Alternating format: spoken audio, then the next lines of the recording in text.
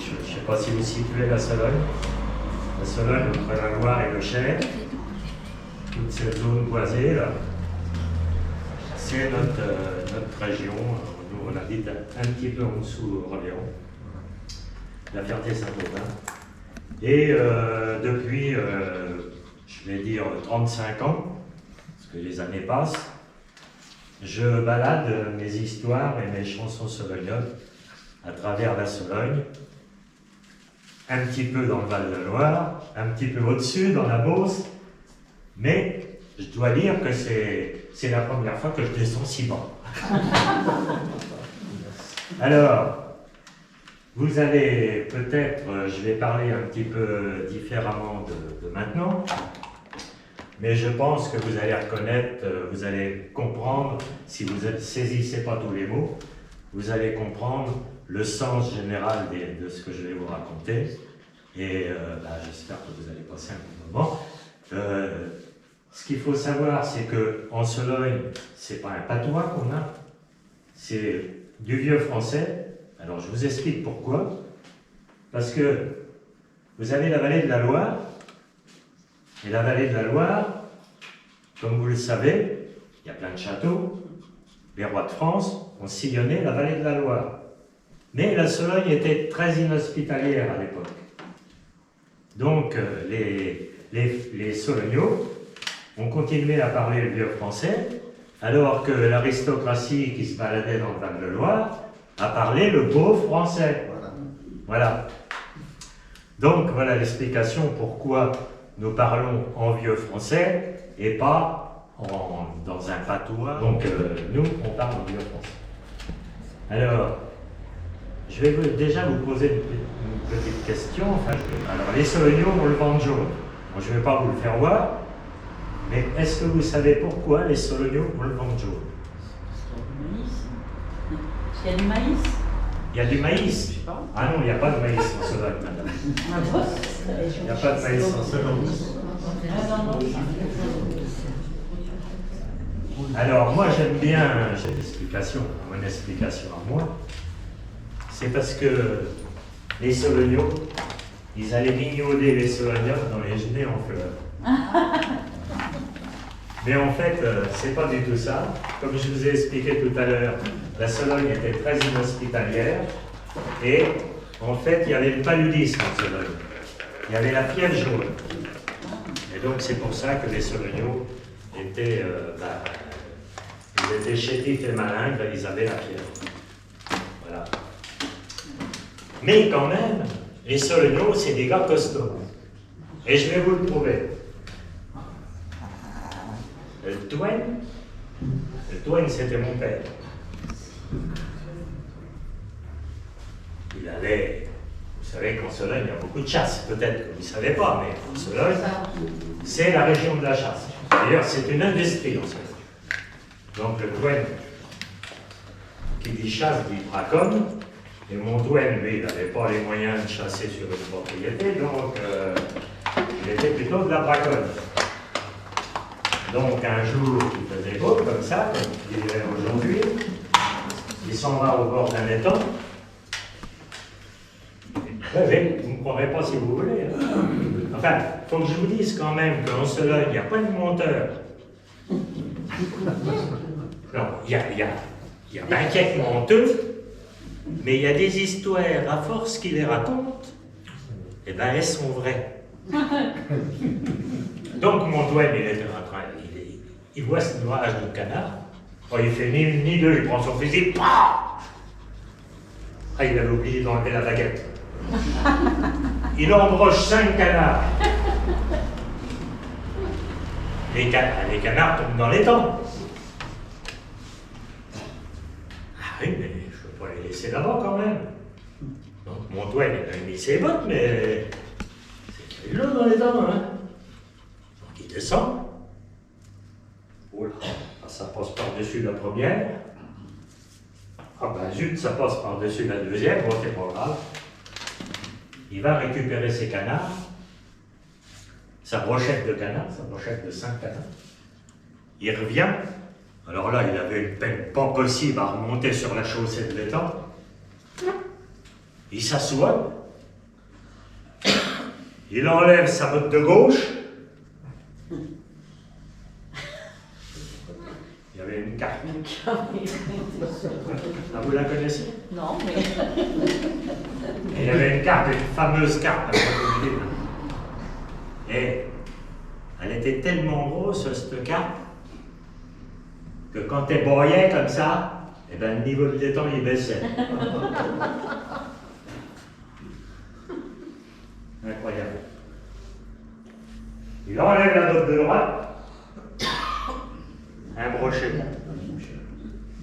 Il y a un fameux brochet, là. La preuve, dans la gueule du brochet, ils ont fait une niche au chien.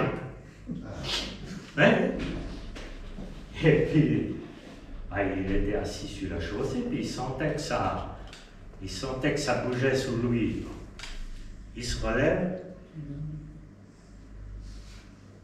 Pardon?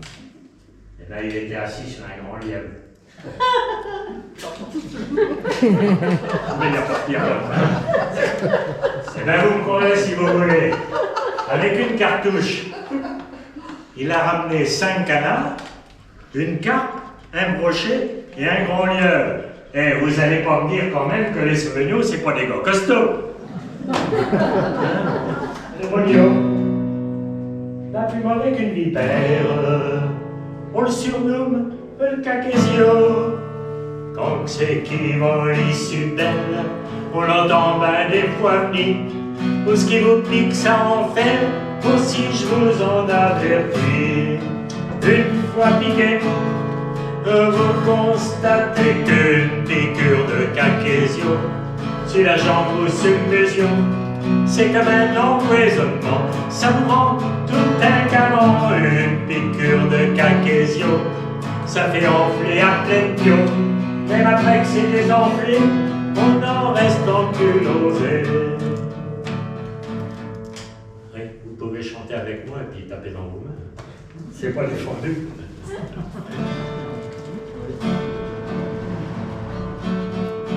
À Paris, ça c'est comique, ils appelons ce bestiau, soit cousin ou ben moustique. Nous les appelons Cacasio, on était les Parisiennes, malgré toute la bouterie, en vacances quand elles viennent, à se font ben piquer aussi.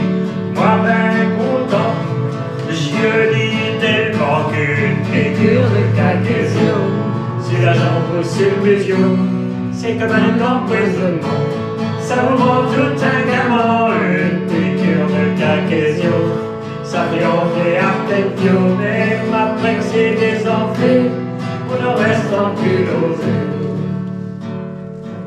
Brognier pourra vous le dire, ça vous fait comme une cloque.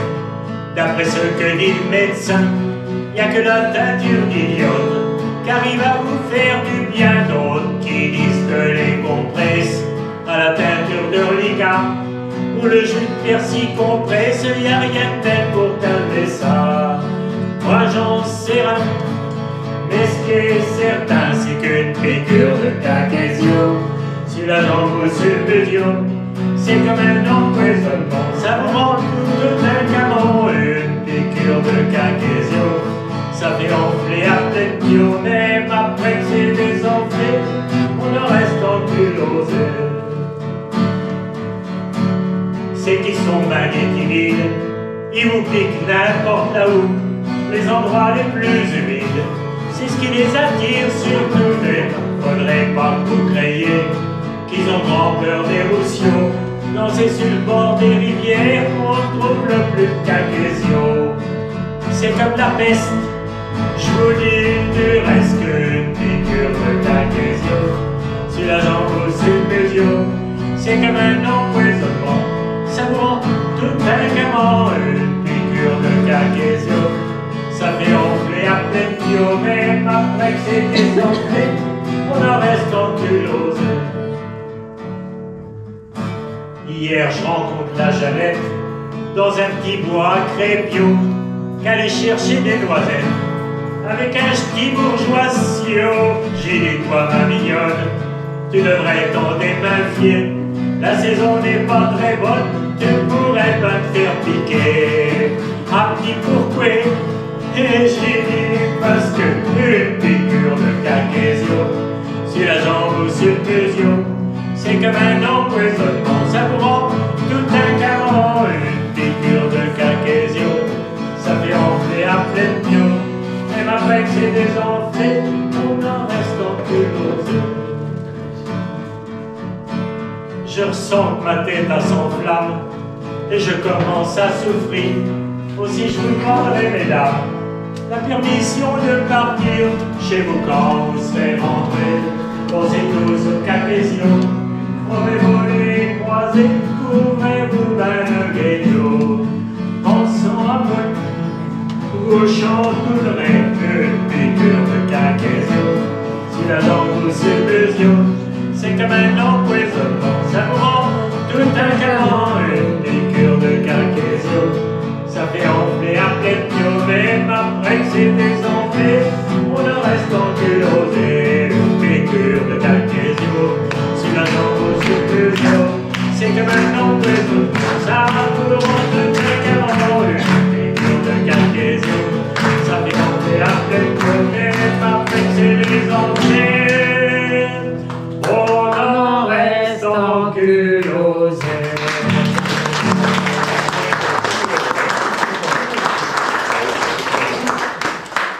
Il y avait un monde fou parce que ben, à l'époque, il n'y avait pas toute la modernisation qu'il y a aujourd'hui. Hein. Donc, il y avait un monde fou. Pour vous dire, il y avait un gars, il était payé rien que pour réveiller les autres. Quand les premiers allaient se coucher, il réveillait les derniers. Et on n'était pas aux 35 heures. Hein. C'est pour vous dire. Ben, enfin, ça c'était pour vous brosser un petit peu le paysage de la ferme, qu'il y avait beaucoup de monde. Il y avait des chiens. Ah ben, c'est bien simple, hein. La gueule du brochet, elle était balèze. Hein. Le chien, il rentrait dans la cuisine, il battait de la queue, pof, ça cassait les pattes de la table. Il fallait qu'il fasse attention. Hein. Et un jour, il y en avait deux qui gardaient l'entrée de la ferme. Ils étaient attachés avec une chaîne, un pilier de l'entrée de la ferme. Et ils ne se touchaient pas. Hein. Un jour, il y en a un qui a cassé sa chaîne. Ils se sont battus, mais battus. Et le lendemain matin, ils se battaient encore, il ne restait plus que les deux queues. On va parler d'autre chose. Et vous savez ce que c'est, les loches? Les lumas, vous savez ce que c'est? Vous savez pas ce que c'est, les lumas? Ah, j'en ai vu ici, j'en ai aperçu tout du moins, parce qu'ils courent plus vite que moi. On les mange à la foire de cuit.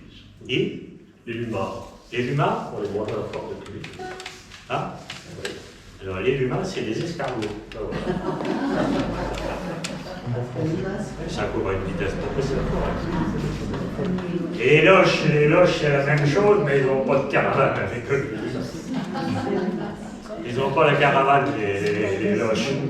Mais autrement, c'est la même chose. Et nous, comme vous, sûrement dans le jardin, on a de la peine avec les loches et les lumas.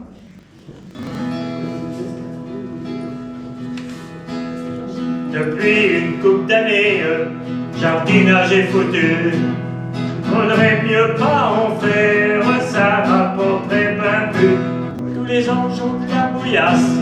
Et ce qui nous fait le plus de dégâts, c'est qu'en plus haut on batteur basse, les loches et les lumas, les loches et les lumas. Beaucoup de gens les détestent, ces espèces de bestiaux. C'est plus mauvais que la peste, les belles-mères, les crapiots. Ils s'attaquent même à la vigne, c'est pire que le phylloxéra. Ça mange tout, c'est comme les graines, les loches et les lumas, les loches et les lumas.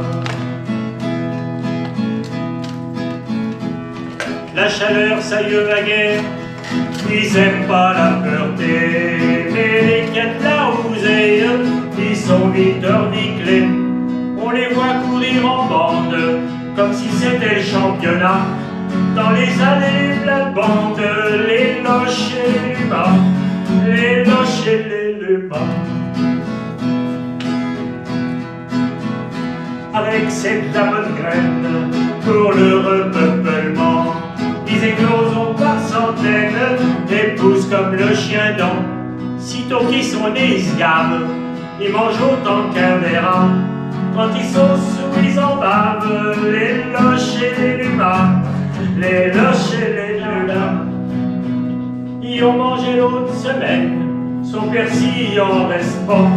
Entre le cresson de sa fontaine, les loches et les lumas, les loches et les lumas. Mon voisin le Pélexandre dit je suis tout à sa bouille. J'ai bio mettre de la sonde ou ben du buis béni. J'y ai même mis de la ligotine, mais je me raconte ces bêtes-là. Dans c'était une sacrée larmine, les loches et les lumas, les loches et les lumas. Comme ils ont la vie dure, que les médecines font rien. Pour sauver notre culture, voyons plus qu'un moyen. Je crois que le plus simple dans cette affaire, pour envers ce bestiau-là, ça serait de mettre une muselière aux loches et aux lumas, aux loches et aux lumas. Je crois que le plus simple dans cette affaire, pour envers ce bestiau-là, ça serait de mettre une muselière aux loches et aux lumas, aux loches et aux lumas.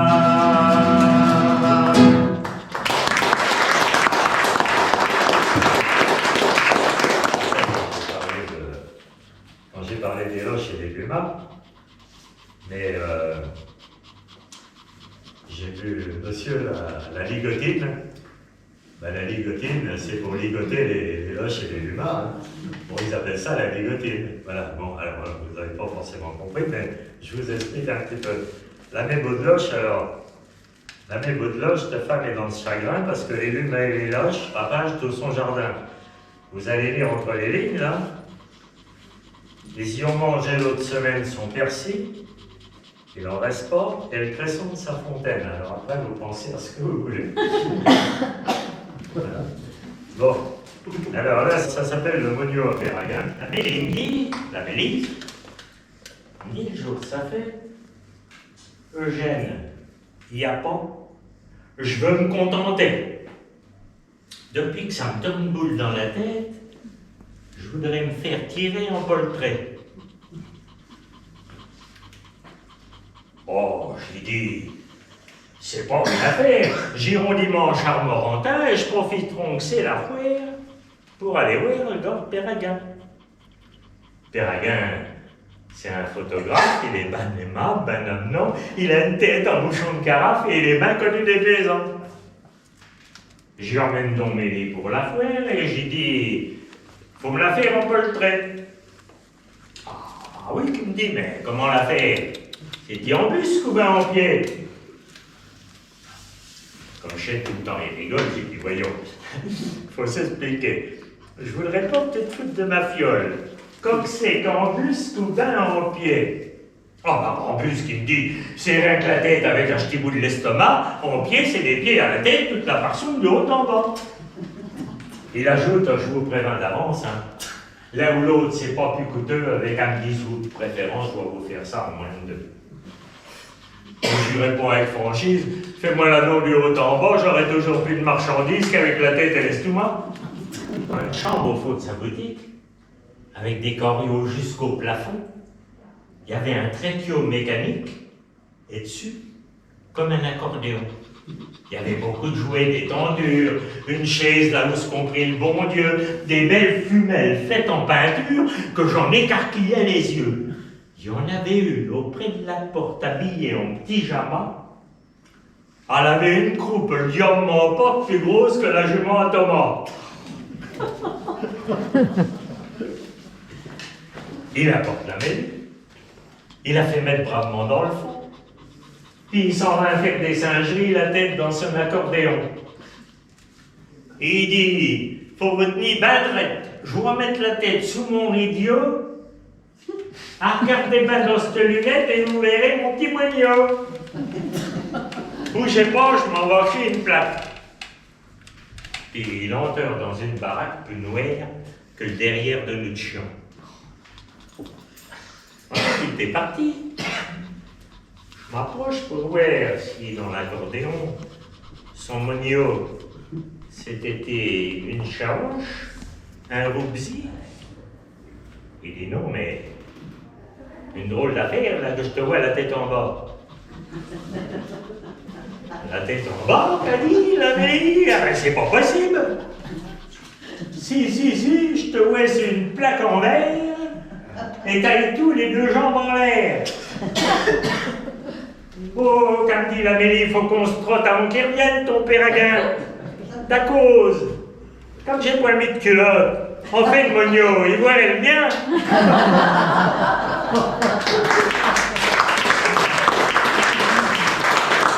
Amoureux, et je jouais pas mieux tire la bobinette que le fils à la mère Thomas.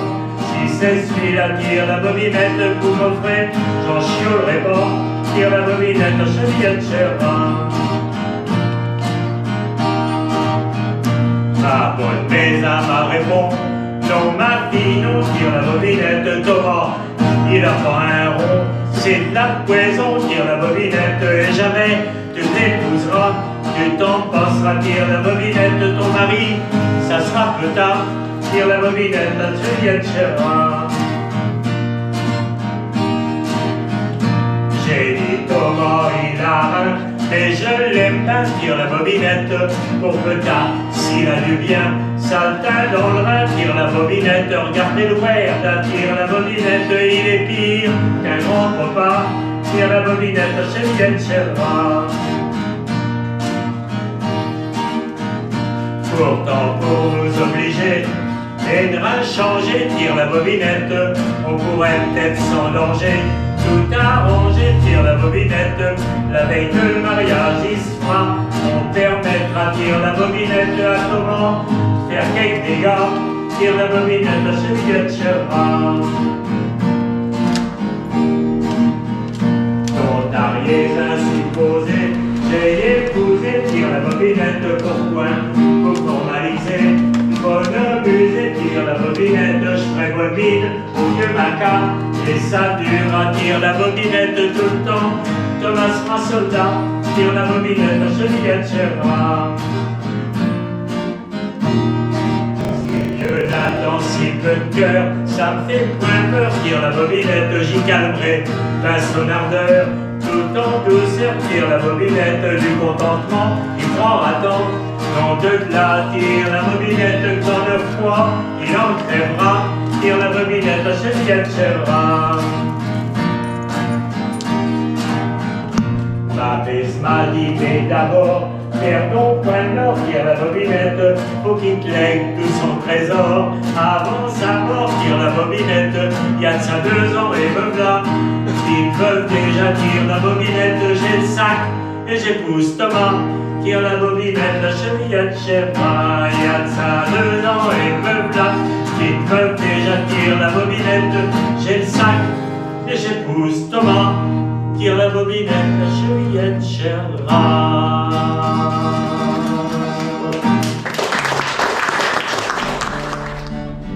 Là, le temps des foins et de la moisson, je vais à la mignonne et la Francine, au fait de la Beauge où que ça sent bon, à Savanaise et Sracani.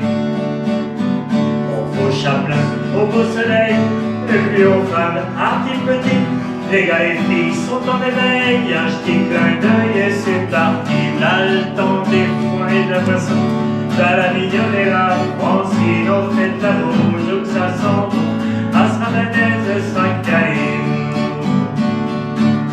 C'est vrai que le temps, il est bien bio, elles sont jolies et claires vêtues, pour peu qu'elles aient le diable dans la bio, nous la partie pour la battue. Là, le temps des foins et de la moisson, je vais à la mignonne et la Francine, au fait de la Beauge où ça sent bon, à Savanaise et Sracani.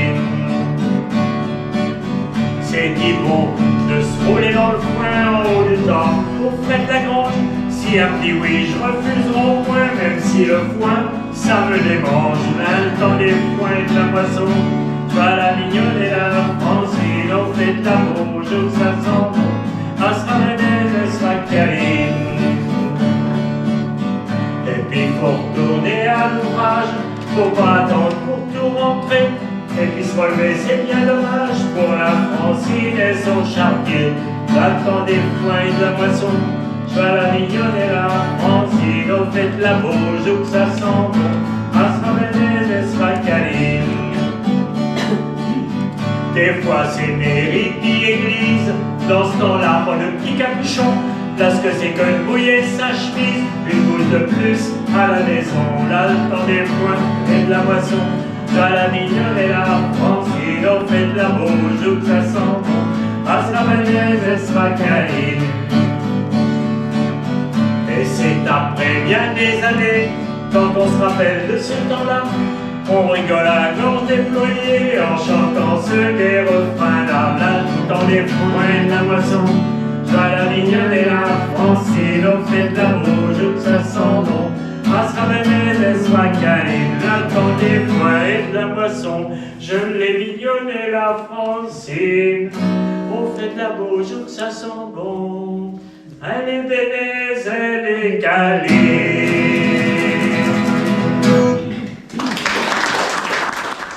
Qu'elle a 100 ans. Quand c'est que je m'en ai bouché? Dans les jours de grand gala, vous donneriez toute votre fortune pour ornifler ce parfum-là. Ça sent le bon vin des anciennes.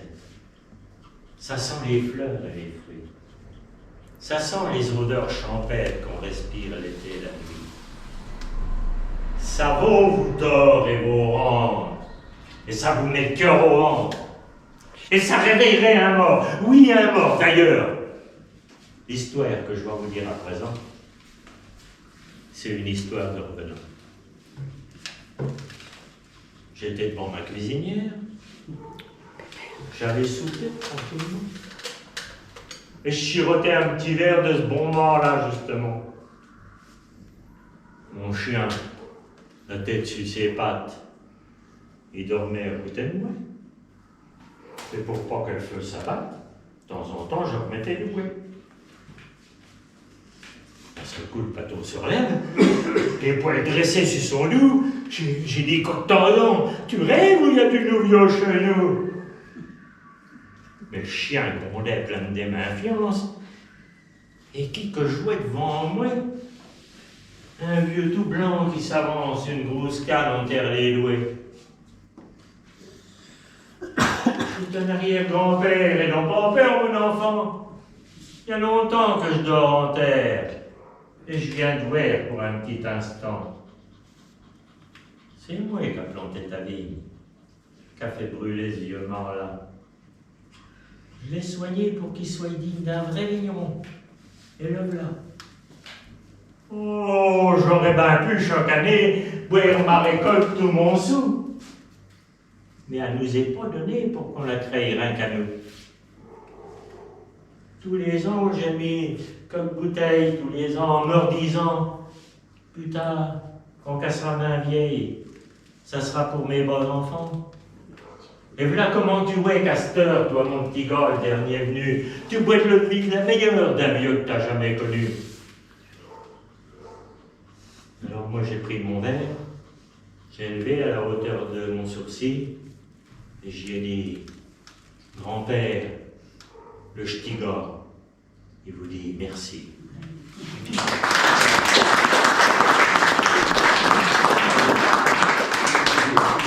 Parents, chez ma tante Jeanne, je suis parti.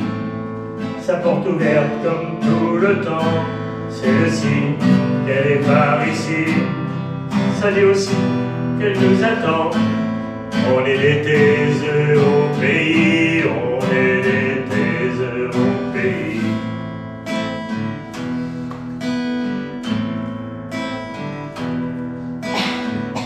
La maison, je vois bien qu'elle est là, elle ne dit rien, j'ai qu'à courir.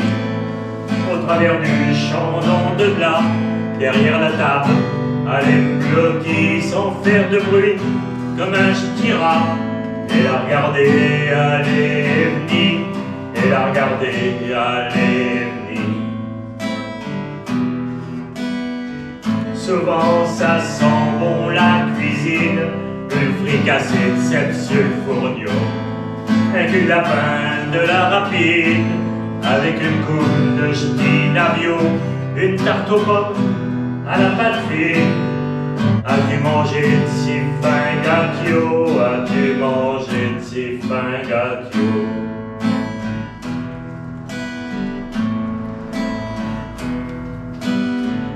Moi je l'ai toujours connue, ma vieille, comme seul boulot les champignons. Un bout de jardin et puis une treille qu'elle bichonnait avec passion, tout comme les poules, c'est bien pareil. Y'a point de malice sous son chignon, y'a point de malice sous son chignon.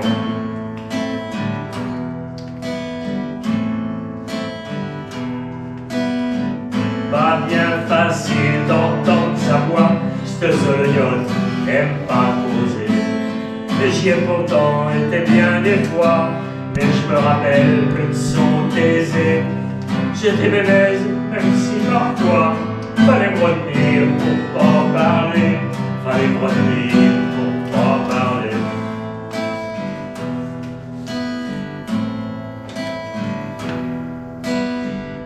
Et puis un jour elle est partie, sans bruit rejoindre son vieux compagnon, qui avait déserté sa patrie, son tabac c'était son poison. Je suis triste et ainsi va la vie. Attends Jeanne, gentil Jeanneton, attends Jeanne, gentil Jeanneton. Je suis triste et ainsi va la vie. Attends Jeanne, gentil Jeanneton, attends Jeanne, gentil Jeanneton.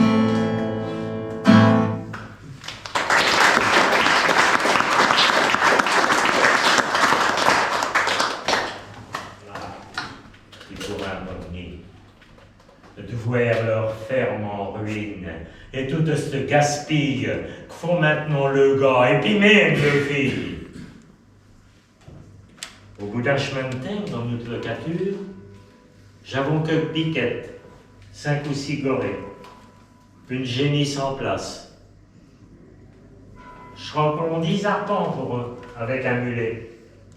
Oh, j'étions pas bien riches, mais je crevions pas de faim avec les châtaignes et puis les lapins. De Pâques à Toussaint, on gardait les vaches. Et seulement l'hiver, on venait à l'école. Sur nos cahiers nœuds, si je faisais des tâches, le maître à 4 heures nous gardait en colle. Je rentrais qu'à la nuit, craignant les taloches, et nos pas de calus, nus dans nos galoches. Notre seul parfum, c'était le liot de Sologne. On s'en inondait le matin du dimanche pour venir aux prêches après notre besogne. En bios à futio et roulant des hanches, arluquant l'époque, disant des bêtises pour les faire rougir en sortant de l'église. Le soleil, la pleu, commandait notre vie. On suivait la lune pour les plantations, crottant sur le fumier dans notre écurie, mais connaissant point toute cette pollution. Prenant tout notre temps pour nous déplacer, et pour payer le terme, j'étions point pressés. Poliment leur vie, nos pauvres parents eurent ben du mérite, et puis ben de la peine, car ils ont élevé une guerrouée d'enfants qui, devenus plus grands, ont quitté la plaine pour aller en ville, gratter en usine, et au fil du temps, gâter leur bonne mine. Si bien que maintenant qu'ils sont en retraite, dans un coin du bourg, comme des bourgeoisiaux, c'est bien certain que quelquefois ils regrettent la campagne, son calme et ses petits oiseaux. Toute leur jeunesse qui fut pourtant chiche et à nuit perdue comme leur champ en friche. On est capable de pas dire, il est toute la vie, moi y a des points de tourner.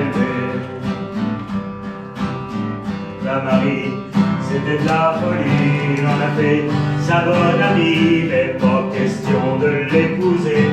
Et au parti, elle est réservée, moi, la Marie, elle plaisait ben, comme elle plaisait à mon copain, pas plaignante et même pas jolie. Elle attendait que je la marie, c'est moi qu'elle garde à monsieur le marquis. On est copains, mais faut pas le dire, il est tout habillé, moi, il y a le point de bonne pour m'aimer. Lui, sa marquise, ils sont contentes, même si c'était pas son attente. Elle est frêle et elle a point de sang, c'est toujours là en se lamentant. Enfin tout de même et a donné un beau matin un héritier, baptisé aussitôt le printemps. Tout le village était événement, c'est moi qu'elle garde à monsieur le marquis. On est copains mais faut pas le dire, lui il est né tout habillé, moi il y avait point de bonne pour m'élever. Heureusement, il y a la chasse, il invite amis et bécasses, il y en a qui arrivent accompagnés de belles gamines à pas marier. L'autre jour j'en vois un arriver, avec une grande blonde comme les blés, un sac à main comme seul bagage, j'en faisait 23 fois son âge, c'est moi qui le garde à monsieur le marquis. On est copains mais faut pas le dire, il est né tout habillé, moi y avait point de bonne pour m'élever. Avec monsieur le marquis on rigole, et on se dit que c'est de la bricole, mais peut y avoir des conséquences aux parties de chasse dans cette ambiance. Enfin faut pas se formaliser, mais dans le village ça fait jaser. Moi je fais mine de ne pas entendre, j'en ai bien plus à leur apprendre. C'est moi qui le garde à monsieur le marquis. On est copains mais faut pas le dire, mais il est né tout habillé, moi y avait point de bonne pour m'élever. C'est moi qui le garde à monsieur le marquis. On est copains mais faut pas le dire, mais il est né tout habillé, moi y avait point de bonne pour m'élever.